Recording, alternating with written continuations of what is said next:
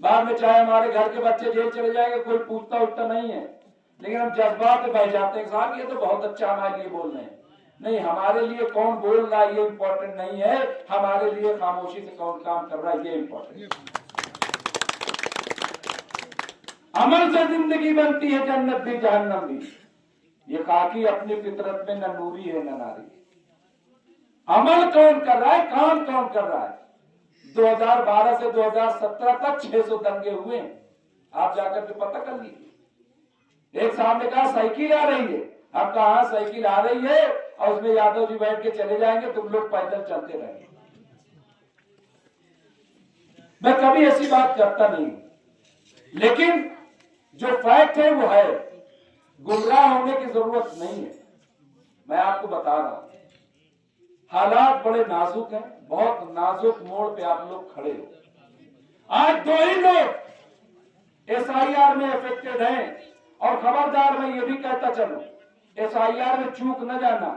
और ये जो डेट बढ़ी है, बहन जी की ताकत है, मैं आपको बता दूं, मैं एक ट्वीट किया था, बहन जी ने कहा कि कोई हमारा आदमी छूटने न पाए, नहीं तो कयामत आ जाएगी हिंदुस्तान में। और उसके बाद ये डेट बढ़ने का काम हुआ, आप जाकर के देख लीजिए। इसलिए एसआईआर में सबको फॉर्म भरना है, बहुत जिम्मेदारी से वही खड़े रह के फॉर्म भरवाना है, कोई छूटने न पाए, कोई छूटने न पाए, इसमें लापरवाही न करना।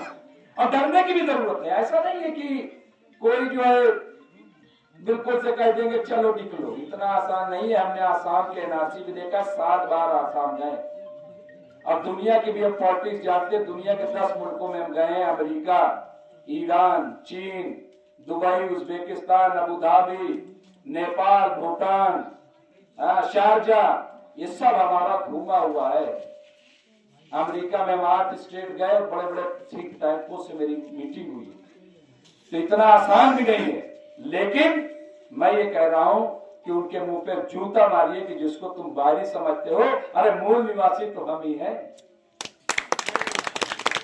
असल मूल निवासी आपके दलित भाई हैं यहाँ पे, वरना सब लोग बाहर से आए, समझ लीजिए। तो इसलिए उनका दामन पकड़ना है एक दूसरे का, और मजबूती से खड़े रहना है।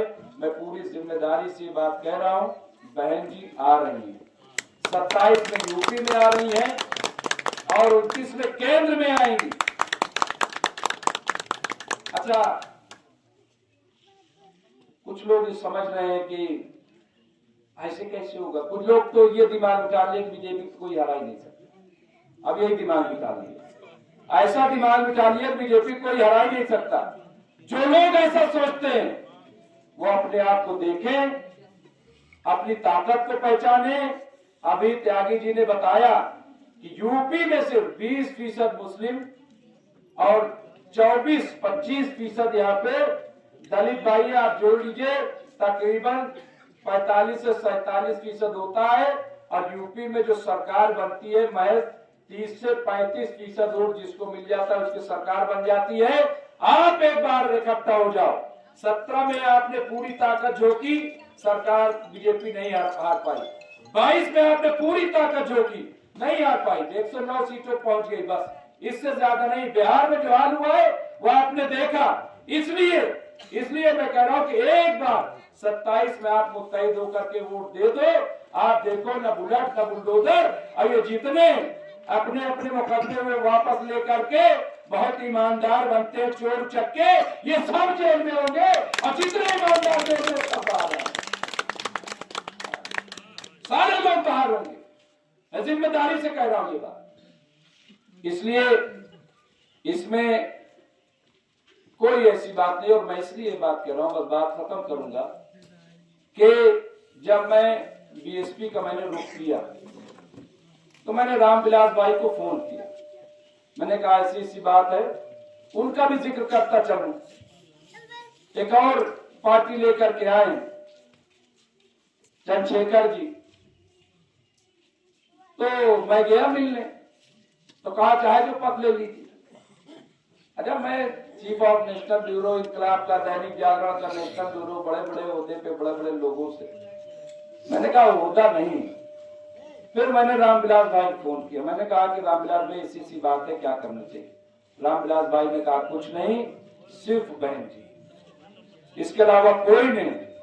और उसके बाद हमने अपने तमाम बड़ों से, जितने बड़े लोग, जितने बड़े उलमा, चाहे मौलाना कल्बे जवाद साहब हो, मौलाना अरशद मदनी साहब हो, महमूद मदनी हो, इमाम बुखारी हो, इसके अलावा तमाम जितने बड़े, अभी जब मैं आया खानकाह होकर के आया, सबसे पहले मैंने पूछा कि क्या इजाजत है, और सब ने ये कहा कि अगर देश और उत्तर प्रदेश को बचा सकता है तो सिर्फ बहन जी बचा सकते हैं।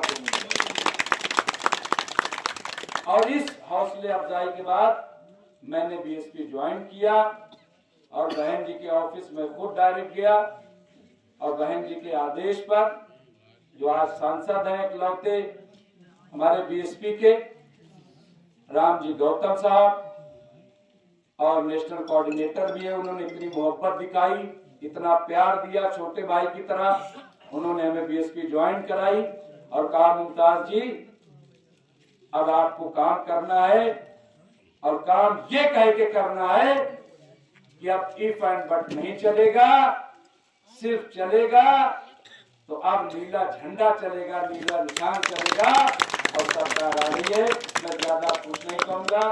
आप सबका बहुत बहुत शुक्रिया, तमाम दोस्तों का, साथियों का। और फिर एक बार कि मैं लेट पहुंचा सिर्फ इसलिए कि आप जैसे लोगों ने बहुत लोगों पे मोहब्बत दिखाई। अभी 2-3 जगह और मुझे जाना है। मुझे राशिद मीनू चेयरमैन जुमंजनपुर के, वो बेचारे 3 घंटे हमारा इंतजार किए, समझ लीजिए। राशिद रिजवी, जो रिजवी कॉलेज के जो मालिक हैं, वो अभी 20 मिनट पहले उन्हें शादी में जाना था, इतनी देर तक इंतजार। अब मैं यहाँ से जब निकलूंगा तो फिर इलाहाबाद जा करके वहां उनसे मुलाकात करूंगा। अभी मुलानी और 2-3 जगह और जा करके और फिर हम लोग इलाहाबाद जाएंगे। तो ये इसलिए क्यों लोग बुला रहे, सिर्फ इसलिए कि बहन जी आ रही हैं, और ये हमारा नहीं, बहन जी का स्वागत हो रहा है। बहुत बहुत धन्यवाद, शुक्रिया।